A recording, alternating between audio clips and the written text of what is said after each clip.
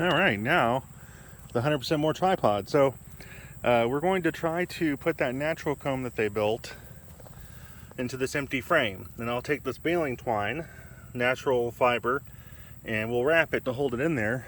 And then naturally the girls will reattach it to a frame. And that way we're not wasting, again, that hard work that they put into making that comb, because that stuff is expensive, both in labor and in material costs for the bees.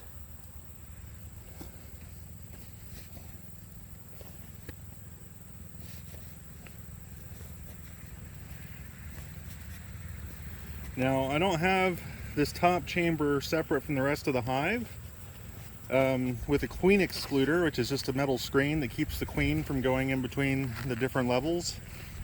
So when I take this out, I'm gonna have to make sure that we're careful not to damage or harm any bees, because normally you don't want to hurt any bees, of course, but you also want to make sure that you haven't accidentally mushed your queen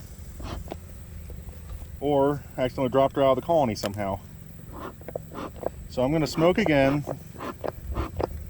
just to kind of disrupt again that communication cycle for them.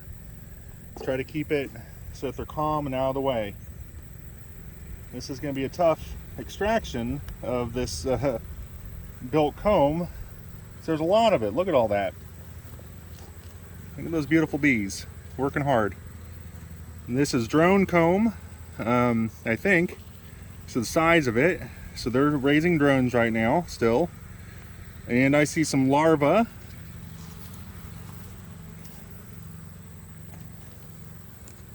And try to slide my hands around on this carefully so I don't mush anybody. Because again, that's another way to agitate your bees, is to be rough with them.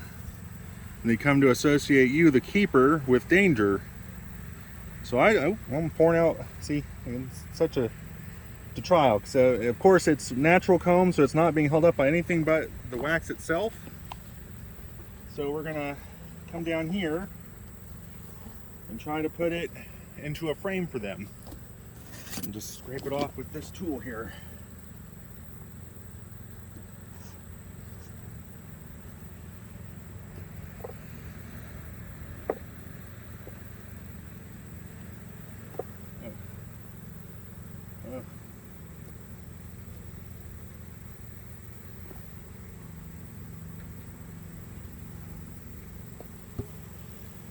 You can see they're already cleaning up. I actually mushed somebody there. I hate this.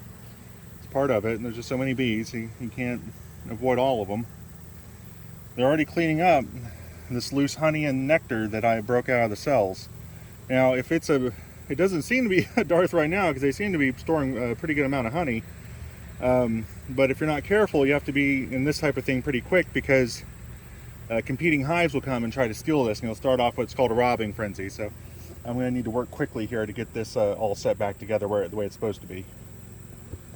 But that is natural honeycomb, and they'll use the wax too. I've seen them going to where I've had wax on like on the queen excluder. They'll come and chew that wax up, then bring it back to the colony. They'll just put it on their pollen holders. I'll show you those at some point. Now let's get this set back together for them.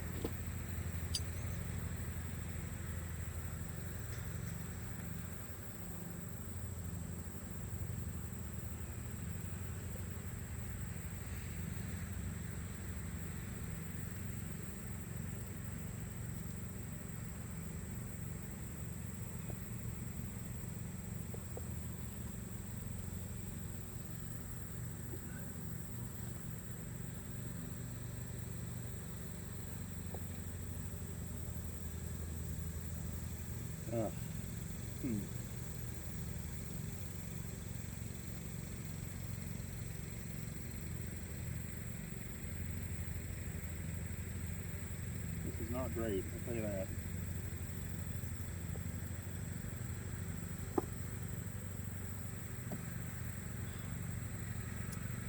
Alright.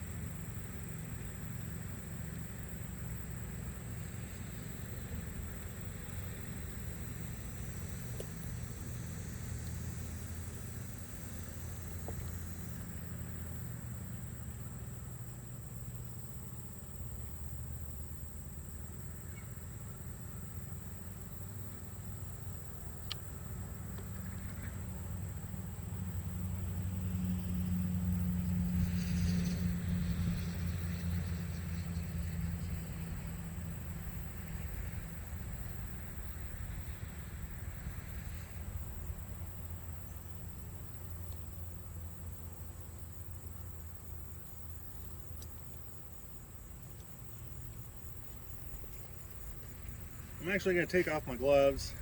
I don't think they're going to be too aggressive with me right now. It seems like they've got plenty of nectar and honey.